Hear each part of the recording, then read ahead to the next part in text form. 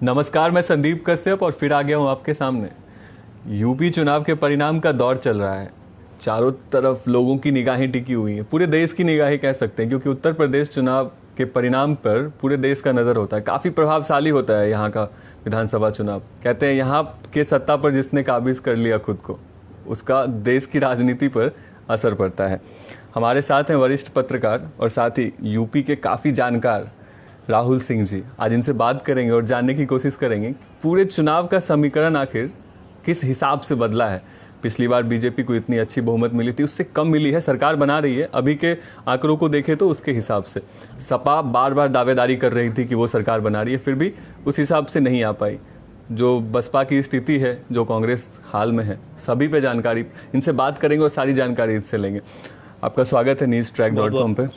Sir, अभी के आंकड़ों की बात करें तो भाजपा क्लियर है कि सरकार बना रही है। अब देखिए, अभी तक जो रुझान आए हैं उससे ये तय हो गया है कि भाजपा की एक बम्पर जीत होने जा रही है। करीब 250 ज़्यादा सीटों पर उनकी लीड है। सपा की बात करें तो 116 की लीड है।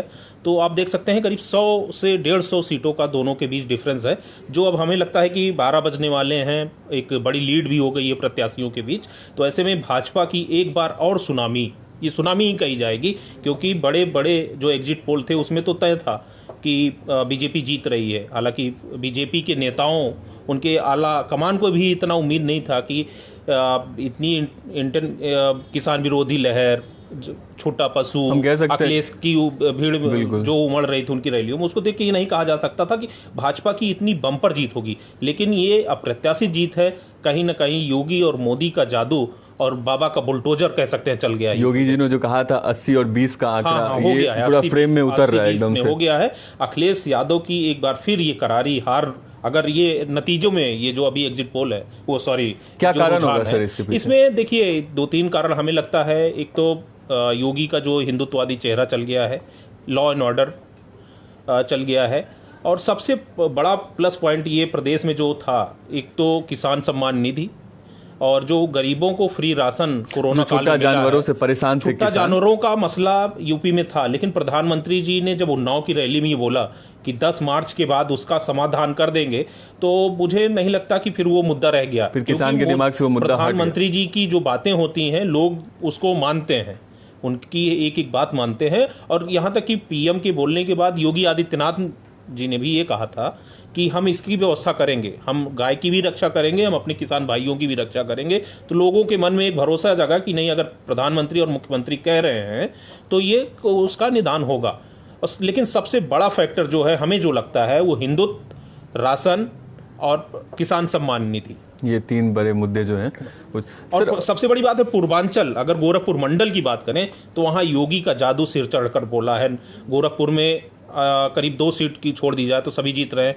कुशीनगर में सारी सीटों पर भारतीय जनता पार्टी। और सबसे बड़ा सवाल ये है कि जो चुनाव के ऐन वक्त में बीजेपी छोड़कर भागे हैं, चाहे वो दारा सिंह चौहान हो, स्वामी प्रसाद मौर्य हो, सैनी हो, तीनों लोग पीछे हैं। ऐसा माना जा रहा था, अखिलेश यादव को लग रहा था कि ये बहुत बड़ा दांव है उनके तरफ से जो फेंका गया है।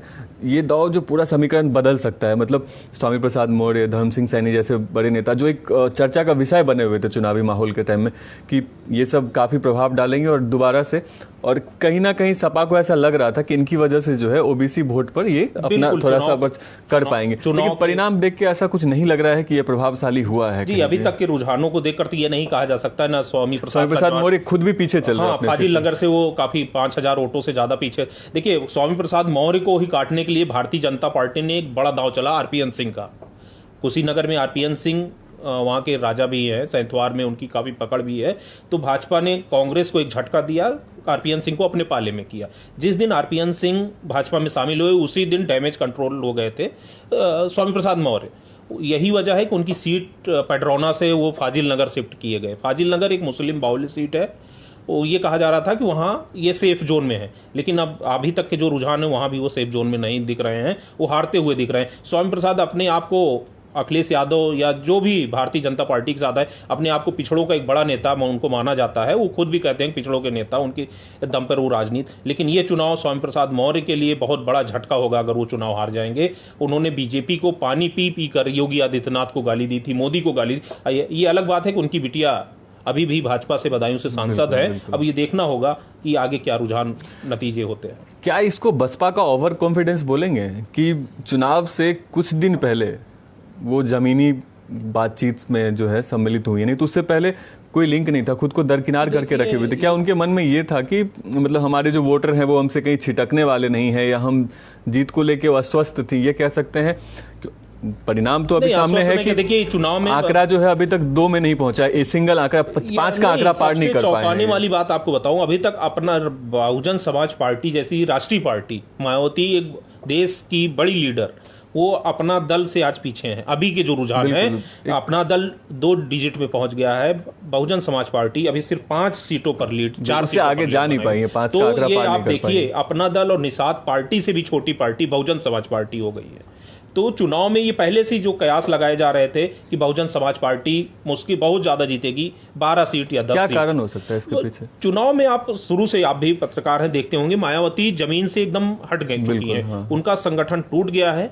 उनके जो जाटो वोट है उसमें भारतीय जनता पार्टी, समाजवादी पार्टी ने बड़ी सेंधमारी की है। सबसे ज्यादा भारतीय जनता पार्टी ने की है। जो अब 14 से जो शुरू हुआ है सेंधमारी, जो मायावती के वोट बिखराव शुरू हुए हैं, वो भारतीय जनता पार्टी में जुड़े हैं।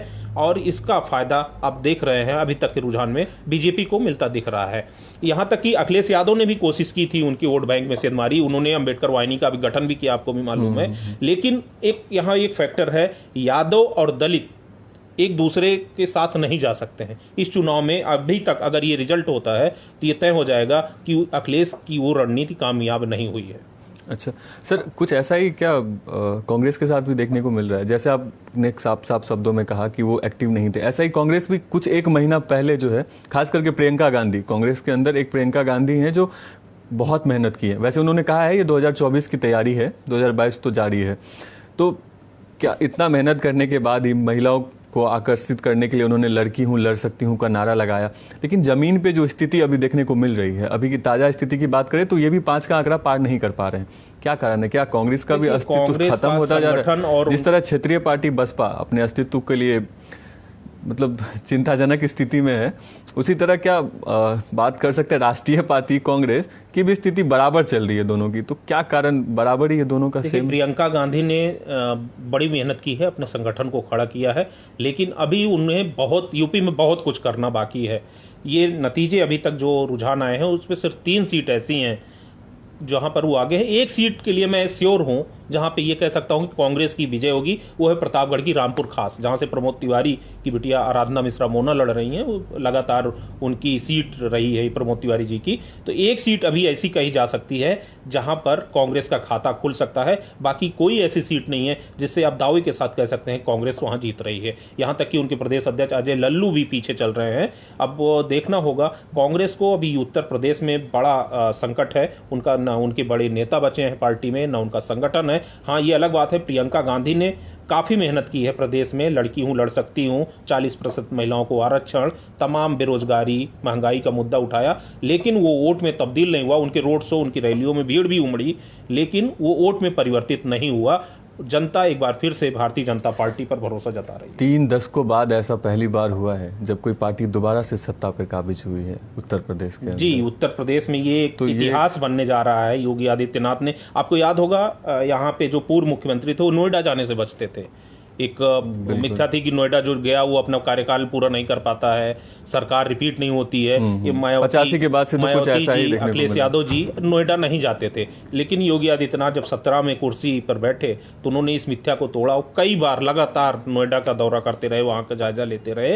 तो एक ये भी एक मिथ्या यूपी में टूट गया कि नहीं, नोएडा जो जाएगा वो सरकार चली जाएगी या वो रिपीट नहीं होगी। तो ये इस अभी तक के रुझान जो हैं, ये कहा जा सकता है कि वो जो एक पुरानी बातें थी वो भी अब खत्म हो जाएगी। अब नोएडा सीएम जाएगा। मतलब हम मान सकते हैं इस चीज को कि पहले जो सरकारें रही हैं जो अपना कार्यकाल भी पूरा नहीं कर सकी हैं, उस सरकार में कमी थी, ना कि जनता के अंदर ऐसा कुछ है। बिल्कुल। क्योंकि अगर ऐसा कुछ होता तो जनता ने दोबारा मौका दिया तो है, प्रत्यक्ष का प्रमाण नहीं होता। साफ तौर पर हमें दिख रहा है कि पिछली बार इतनी बहुमत, हाँ उसमें लड़खड़ाए जरूर है। तो सर इसके पीछे क्या कारण हो सकता है कि जो पिछली बार इतनी ज्यादा सीटें इस बार उसमें कम आ रही हैं? तो कुछ माइनस पॉइंट रहे होंगे भारतीय जनता पार्टी के भी, पहली सबसे जिस पे काम करना चाहिए। सबसे बड़ा फैक्टर आप किसान आंदोलन देखें, जहां सर भाजपा बैकफुट पे गई, प्रधानमंत्री मोदी जी ने उसको वापस लिया, माफ़ी मांगी। दूसरा बेरोजगारी, महंगाई, छोटा पशु, ये तमाम मुद्दे थे। और सबसे बड़ा बात एंटी इनकम्बेंसी जो गवर्नमेंट के 5 साल के बाद एक बनती है, वो अभी यूपी में दिखाई दे रही थी चुनाव प्रचार के दौरान, उससे पहले। लेकिन अब नतीजों में अगर आप कहीं 5 साल सत्ता के बाद काम करने के बाद इतने विरोध प्रदर्शन, योगी अखिलेश यादव छोटे छोटे दलों से गठबंधन, उसके बावजूद अगर अभी के रुझान देखे बीजेपी 270 प्लस है गठबंधन के साथ, तो ये एक ऐतिहासिक जीत है। इस पे आप नहीं कह सकते कोई नाराजगी जनता के प्रति मोदी, योगी या बीजेपी से थी। जैसे विपक्ष का हमेशा से एक दावा रहा है, विपक्ष बात करे तो ब्लेम गेम खेलते रही है कि मोदी को योगी पे भरोसा नहीं, तो ये भ्रम तो तोड़ दिया है योगी जी ने, सीट को दोबारा। जाहिर सी बात, योगी अब लेकिन क्या सीट कम होने के पीछे योगी आदित्यनाथ का चेहरा या कुछ और इफेक्टिव हो सकता है? अब यहाँ सीट मायने नहीं रखेगी। देखिए, बीजेपी के जो वरिष्ठ नेता थे, जो उनके दिग्गज नेता थे, जो उनके सर्वे, उसमें भी ये माना जा रहा था बीजेपी 225-30 सीट जा सकती है। 270 तो अभी के हिसाब से बहुत ज़्यादा हो गई। तो ये आप नहीं कह सकते कि योगी का क्रेज नहीं है। योगी का क्रेज उत्तर प्रदेश की जनता के सिर चढ़कर बोला। हमें ये लगता है काशी, अयोध्या, तो विपक्ष को जवाब दिया है योगी जी ने, बिल्कुल दिया है। बुलडोजर सब एक साथ मिल गए हैं और विपक्ष एक बार फिर से यूपी में धराशायी दिख रहा है। तो ये थे हमारे साथ राहुल सिंह जी, इन्होंने ग्राउंड से जुड़ी सारी जानकारी आप तक पहुंचाई है। चुनाव परिणाम आने के साथ ही आपको सारा समीकरण आपके सामने ला के रख दिया है। जुड़े रहिए न्यूज़ ट्रैक के साथ और ऐसे ही ताज़ा अपडेट्स लेते रहिए। मिलते हैं फिर जल्दी ही दूसरे लाइव में, तब तक के लिए धन्यवाद। Thank you sir. नमस्कार।